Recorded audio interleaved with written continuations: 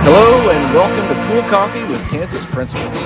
By and for school administrators, this podcast is intended to promote candid discussion and insight about our great profession.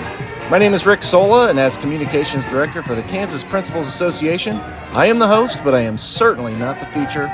Sit back, take a sip, and enjoy. This is Cool Coffee with Kansas Principals. Let's get started. Hello and welcome to another edition of Cool Coffee with Kansas Principals. Today I am with Dr. Justin Bogart of Piper High School USD 203. Welcome, Justin. Glad to be here, Rick. Thanks for having me on. Yeah, glad to have you on, and really glad and appreciate you jumping on this February 19th day.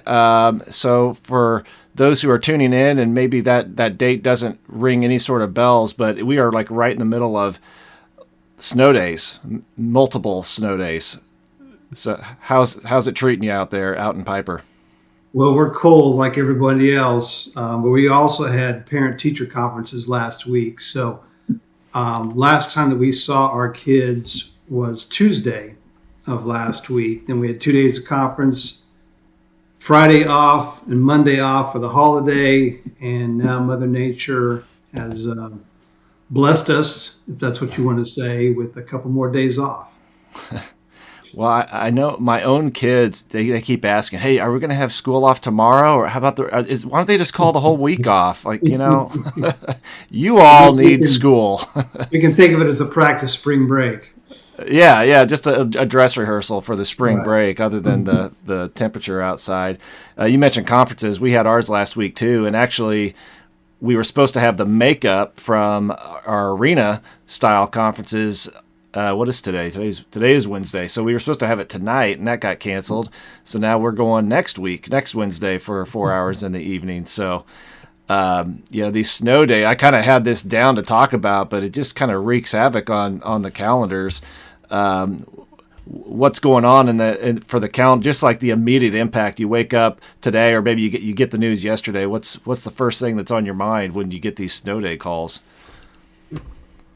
Well, the first thing that I think about is that we all said in our interviews, either for our first teaching jobs or our first admin jobs, that we are flexible. Often asked to describe 3 characteristics about ourselves, and I believe that 99% of us said, well, we're flexible. So,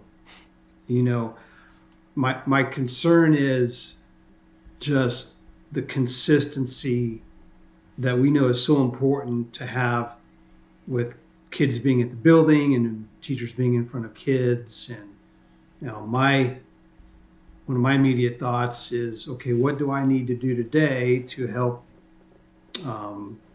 my teachers and our school community persist with all of these days off? Are there messages that I need to send? What do I need my admin team to do? So there's a lot of things that go through my head when we get that information from the district that says we're out again. It's something that I'm preparing to think about again as we look at record cold temperatures tomorrow and the possibility that we may not be back in session tomorrow either. Yeah, I joke a little bit ago about how I just see it in my own house and my kids, and they get excited for the idea of not being in school, but just like you said, like there's a lot of important messaging that does go out, because we will be back this week. I expect that, but we have some late start options, things like that, but there's certainly some things to consider. And then you do come back where, just like we haven't been in session since last Tuesday, so it's over a week off. And then when you do come back and let's say it's Thursday or maybe Friday, and then, it's just hard to get back into that groove, but you got to hit the ground running for all the lost time. I know I've had some staff reach out, and there's big concerns as far as where they're at and whether they're pacing guide or in preparation for upcoming assessments and things like that. And but you hit the nail on the head. I think we got to be flexible. We can't control this, and it's when it's not safe to be at school, we shouldn't be. But we just work with what we have and kind of move forward from there. Yeah, a message that I share with my staff at the appropriate times is that we're not holding the string across the finish line as far as getting all of the curriculum taught. And when we have these days out, and for Piper, we're on day 7. The first week of January, we lost an entire week, and now we're 2 more days lost. And I know our teachers are anxious about teaching what they know is important for kids to learn. But we're not telling them that they've got to cross that finish line. We want them to adjust to what they know needs to be taught and then do a good job of that. We're looking at quality versus quantity at this point, and we know it's all important. What we've got to do now is teaching professionals, learning professionals, is decide how do we adjust it, and then what does great instructional delivery look like under the circumstances. Yeah, what a great message to send there, and I'm sure that's really, I don't know, encouraging and comforting in some ways, because there's a lot of stress that teachers will put on themselves, like you said, to reach the finish line, and that reinforcement from their building principal to just focus on the quality that you know that we know you can deliver, rather than the quantity. Certainly a relevant message right now, and I'm sure that means a lot right now. And this is, this is hitting so much of the state. I've kind of been following a little bit even beyond the KC Metro. This is kind of a unique thing too. Just like the blizzard back earlier in January hit much of us. So we're all in the same boat. What a great message. So Justin, kind of moved ahead here, but I'd love to hear about your road to the chair. You're sitting here as a first-year not first-year principal, but first year in Piper as principal. But what led to you along the way, your educational journey? Well, I appreciate your interest in that.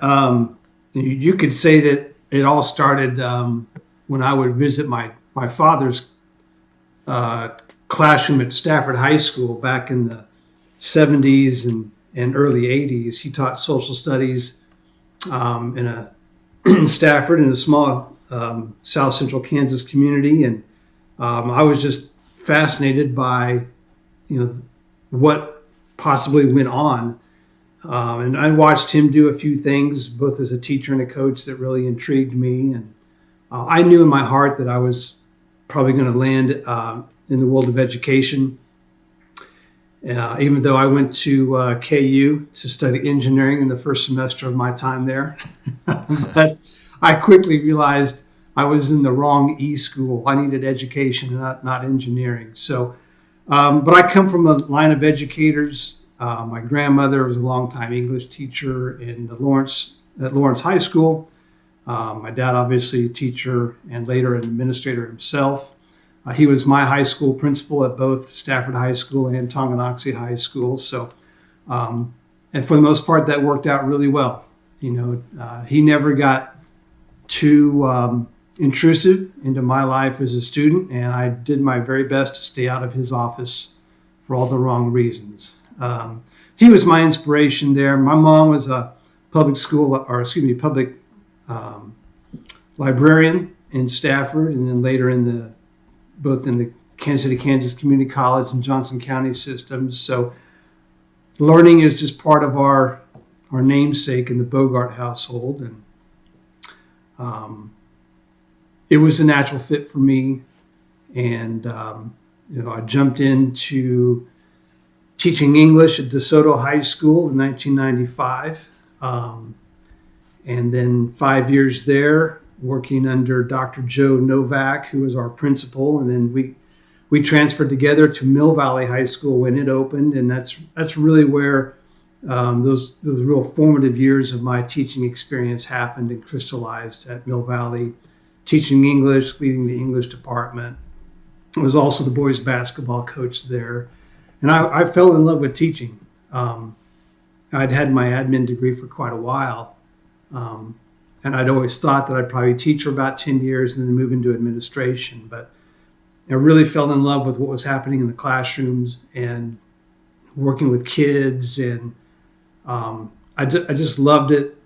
And then I stepped away from coaching, which was a great decision for me, and just had 1 year of clarity about where I was. And that was year 20 of my career. So in the middle to the last third of my career, it just became natural for me to think about, leadership at a higher level. I was blessed to be a department chair and to be part of some of the leadership opportunities at Mill Valley. And in the absence of coaching, there was something missing. Being part of something or leading something that's greater than yourself, I think, has always fascinated me and intrigued me. And I decided that it was time for me to see if I could be influential across a building and not just a classroom and not just a department. And those things are important, but to see if I could have an impact building wide. I'd really dived into some interesting things about teaching and leadership in my last 5 years as a teacher. Wanted to practice those. I was fortunate to convince Dr. Tom Berry up at Leavenworth when he was there at the time to hire me as a brand new administrator. And he was my first mentor in that. And I couldn't have asked for a better person because he had come from a number of experiences, both in the KCK and Blue Valley School Districts and Olathe. So he was a mentor there for 2 years, and I served 4 years at Leavenworth High School as assistant principal. And then an opportunity opened to work under Todd Dane, Dr. Todd Dane at Shawnee Mission South, and I just couldn't turn that down, as I was recommended by a couple of people to look into that. And they really said the culture at Shawnee Mission South is great, and it's great because Todd Dane does such a job of empowering teachers and his admin team to develop culture. And I learned it firsthand. So the goal, though, for me as an administrator was never to be just to serve in that assistant principal role. I'd always longed for my own building. I'd watched my father work as a building leader from a student perspective. I never really knew as a student what he was doing behind the scenes, but I became more aware of that as I became a teacher. And then we had conversations about teaching and learning and leadership. But I found out quickly. Then a great opportunity arrived at Eudora High School to be a first-year principal. And Eudora has a great community, great kids, great teachers. And I fell in love with that community and had no plans to leave.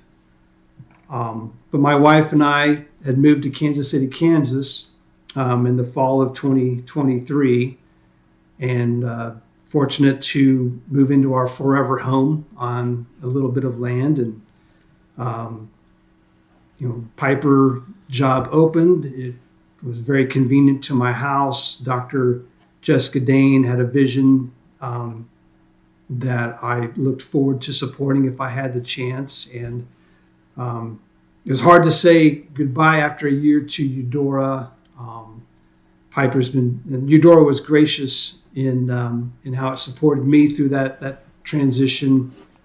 Piper's been great for me. It's been a real challenge. And being in my second year as a first-year principal, which is a unique experience. So I feel like I'm really starting again at year one of the principalship, and learning how to apply the skills and strengths that I have, and also to develop things that I need to get better at. So every day I go in ready to learn from the kids, from our teachers, from my team.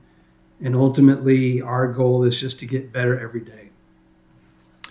Yeah, you mentioned there, I really liked, you shouted out Dr. Tom Berry, who actually was in the district that I'm in for a while, but just as a mentor. And I was just thinking that would be a really good focal point to have like a panel of principals talk about the mentors in their life, because you mentioned you couldn't have asked for a better mentor, and I've got a couple in my career that I really think of, and I've heard several brought up along the way as I've done this and just talk with people, and just how powerful the mentors in our profession are. And I then go back to where we started this conversation, and that messaging you're giving to your teachers about missing so much and the stress they're feeling. And then that mentorship that they are now getting from you and what that might impact in the future. You talked about leaving the teaching part of education and now going into administration, and it's awesome to hear kind of how you got to that from a teacher coach, having that year of clarity and then moving forward. But at this point, what is it you missed most about being in the classroom and being that classroom teacher? Oh boy. It might be easier to say what I don't miss. I don't miss all the grading. um, but, I miss, greeting the kids at the door. I really miss the first 5 minutes of class in finding a way to engage them immediately, to pique their curiosity or to set the tone through an activity about what is to be learned that day and how it will make a difference for them that day and perhaps beyond. I really miss that first 5 minutes to set the tone for class. And to make up for that, I often try to do that in our staff meetings or in the opening moments of our professional learning days. Build that interest, build that engagement, build those early connections. We talked with our staff this year about winning the first 5 minutes of class, and that I do miss that a lot. And then I miss the class closings because I thought that I got pretty good at how we ended class and setting up the learning for the next time that the kids come back and doing just simple, informal, formative assessments that help you understand if the kids learned what you wanted them to, and how you needed to be prepared for the next time that you saw them because they didn't learn it. So I miss so much about the classroom, but especially that opening time and that closing time, which I think can be the most powerful moments of instruction. Yeah, the first 5, like you said, and the door greeting, I just don't think it can be overstated how important and impactful that could be. And I've reminded staff even recently just that simple act of standing at the door, either a fist bump, high five, hello, greeting. It does set a positive tone, and then when you start that class off with, the old days, I remember the anticipatory set they would drill into us. But, just a hook and a way to get going. Yeah, absolutely. And you alluded to those relationships that we form as teachers. That's certainly a piece of the teaching aspect and coaching as a former coach too, but just some of those relationships you're able to have as a classroom teacher are pretty special. So you mentioned having kind of a year two as a year one, and so I'm kind of interested in hearing about you had as a first year principal over a year ago, but then having an opportunity to be a first year again in a different building. What was kind of going through your mind as far as like maybe first order of business and maybe first order of business a year plus ago versus just several months ago, and some of those things that maybe you did a little differently? Yeah, that's a great question. One thing that I had thought about stepping into the principalship at Eudora was that Ron Abel had been there for a long time and that he had quite a legacy, and how would I follow that? And he had built such great relationships with the teaching staff there and then naturally with the students, and who am I then to come in and follow someone like Ron Abel, who established the CTE programs and was a significant driver of Eudora being ahead of the 21st century learning that our schools are now organized around. So, one thing I did make a focus on was making sure that, that the kids really knew who I was coming in as a new principal. And perhaps I neglected doing that with my staff. I'd had conversations with a few of them about, there was a family feel in place, and then that felt a little different now that I was there. So, I took that to heart. It's not always easy to hear where you may be falling short on things, but every conversation like that is a chance for me to get better. And I used that to help me adjust my lens and my approach with people at Eudora in the last 2/3 of my time there. And again, it's such a great place. It was difficult to leave, and I felt that I was, we had gotten some work started there that I was exiting from, and that was difficult because you want things to be in place after you leave. That's your legacy, so that we're doing things that are helpful for kids and teachers, and you want those to remain after you're gone. And that work was unfinished for me, and that was an empty spot that I couldn't fill at Eudora. But I had made a decision to move to Piper in the best interest of my family and me, and had that year at Eudora to prepare me for now opening a brand new building, meeting a whole nother staff, a larger staff, a school about almost twice as big as Eudora. So there were some unique challenges there. And one thing that I really focused on right away was building relationships with the adults. And what I was a little unprepared for at Piper was the stress of moving into a brand new building. So for me, it was, I just needed to get my office set up and learn all about the building. And what I realized was that there was so much on our teachers to move out of a building and into a new building in the time that they had to do it.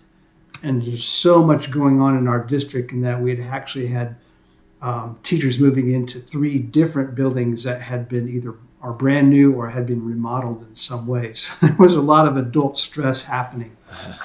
And our district did a nice job of giving us, we delayed the start of school a week, and we did as much as we could give teachers time to get themselves set up. But it's like moving into a new house. You just realize what you don't have that you need to get, what seems to have gotten lost in the move. And there was a lot of things that had gotten shifted to buildings that took a long time to get back to us, and the stress that created for teachers. So one thing that I knew I had to concentrate on early was building connections with teachers. The teachers are going to take care of the kids. And so we got to make sure the teachers feel welcome and that they had an understanding of who I was as a leader and who I looked to influence me. And one thing that we did at the beginning of the year was we talked about who is your who. Who are those people that have been so instrumental in your life that you think about them every day? And, for me, it was my dad, and it was Joe Novak, the first principal who hired me, and a couple other people who were very important to me in my professional journey. So we let staff have conversations around that on the very first day that we were all together. And I did get a few notes from people that they were really appreciative of that. Because one thing that we had to remember, the Piper patrons supported and the district built this incredible learning space for us at Piper High School. The building is one thing. It's a great space for learning.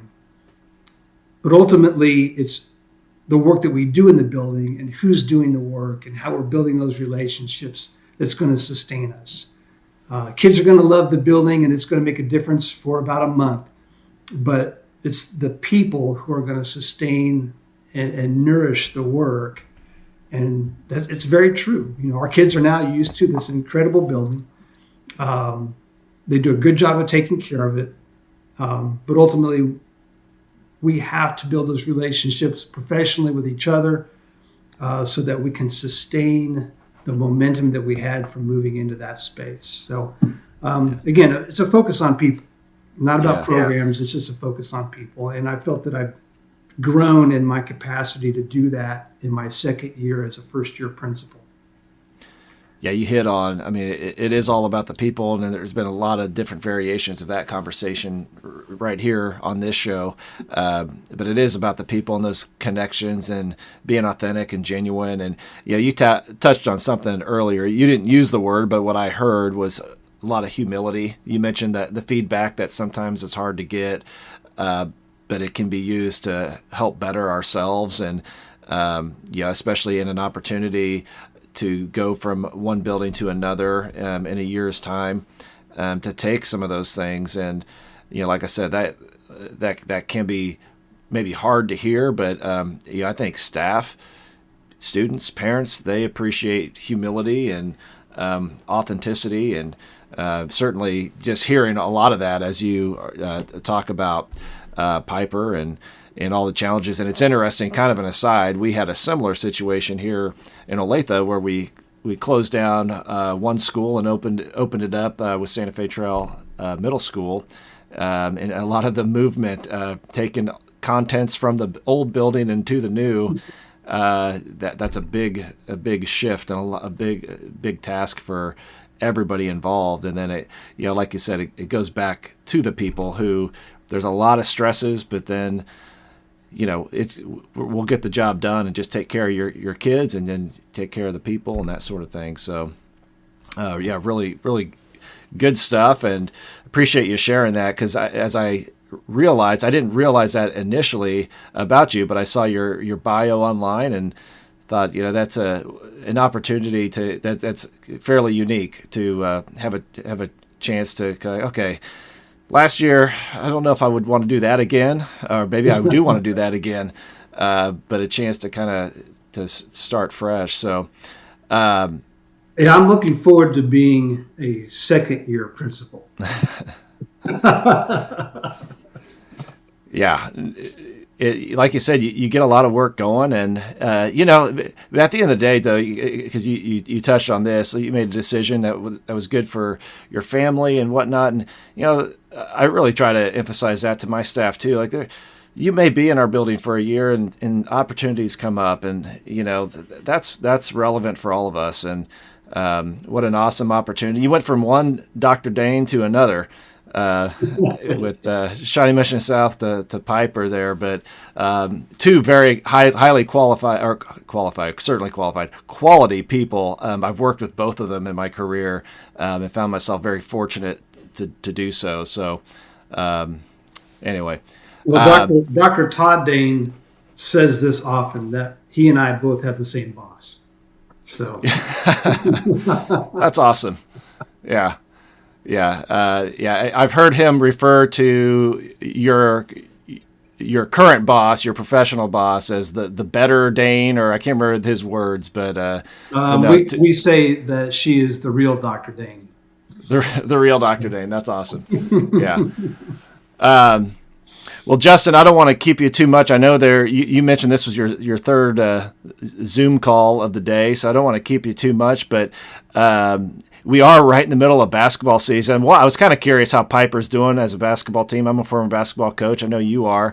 How's the season going out there? But I also imagine, and you're probably dancing around these snow days, and your coaches are probably trying to get back in the gym. And how are things going out there, basketball related?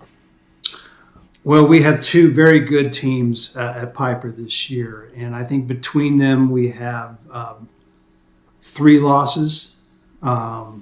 So we've got high expectations for the rest of the season, and potentially some deep runs into the postseason. And we play in a very competitive league in the United Kansas Conference. And we've got back-to-back games for this week because of the reschedules. So we go to Topeka Seaman on Thursday. That's a makeup game. And then we turn around and go to DeSoto on Friday night.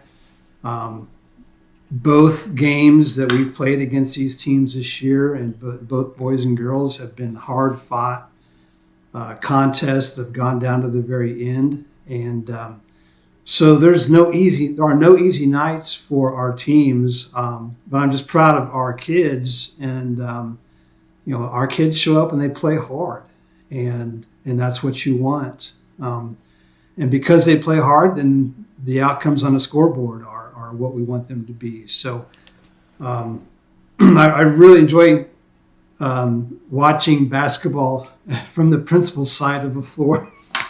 I don't miss being on the coach's side of the floor. Yeah, I was not a varsity coach, but I really enjoyed my time. But I agree with that sentiment too. There's certain parts of the coaching side of it that it's a grind all to itself as well. But drawing a blank here, I was going to ask you a question. Oh, and feel free not to answer this, but maybe this is a question more from like the student if you don't want to answer this directly. But Piper, Pirates, who's the big rival out there? Like, who do the students kind of really gear up for annually, or does it just kind of vary on who's got the team to beat that year? Well, it's easily Baser Linwood. Okay. And across all sports there. They are 5 miles down the road from us. It's been a natural rivalry for a long time. And I have enjoyed the appropriate competitiveness and the competitive ferocity between the two communities. And I have very good friends who coach and teach in Baser. And so we talk about it a little bit. The gyms have been full, when we play each other, and we've got to go to Baser next week. So we've got 3 challenging basketball games ahead of us. And when Baser came over for wrestling earlier this year, they brought a ton of fans. So that community is heavily invested in boys and girls wrestling, and their boys and girls basketball programs have always been competitive. They got the better of us this year on the football field, but our kids are just so fired up for that game that we pack the stands. And so, we get pretty excited when we know we're going to play the green and gold from Baser. Yeah, that's a lot of fun. And that, like you said, the positive competitiveness between two schools is just part of the magic of high school sports, and it's fun in any community to see that. And you say that makes total sense. I was drawing a blank on who that natural rival was, but of course, just right down the road from you. So that's great. Hey, before we go, I'll give you a chance here. Brag on your people out in Piper. Wow. We're a wall-to-wall academy school, the only one of our sort, or any one of our type like that on this side of the state line. Our teachers are, continually navigating what it means for our kids to be in wall-to-wall academies from their freshman through their senior year. There's a lot of work involved in that. Our teachers teach a lot of preps so that we can offer a number of CTE pathways and for our kids to get those market value assets. So our teachers are doing really hard work, and we're at the front of it, and it's not always easy to navigate choppy waters. We're pirates after all. So our teachers are navigating some choppy waters when it comes to academy, but it's in a good way. We have a lot of problems that we have to sit down and discuss. How do we do this? How do we do this? What does this look like? What does this look like moving forward? How do we embed our academy structure across the building in all of our content areas? So, we are sailing in some uncharted waters for schools on the Kansas side, and we get a lot of interest regarding that. And anytime I can, I direct them to our teachers who are really doing that work. And my admin team, we are there to support and provide resources and direction where we can.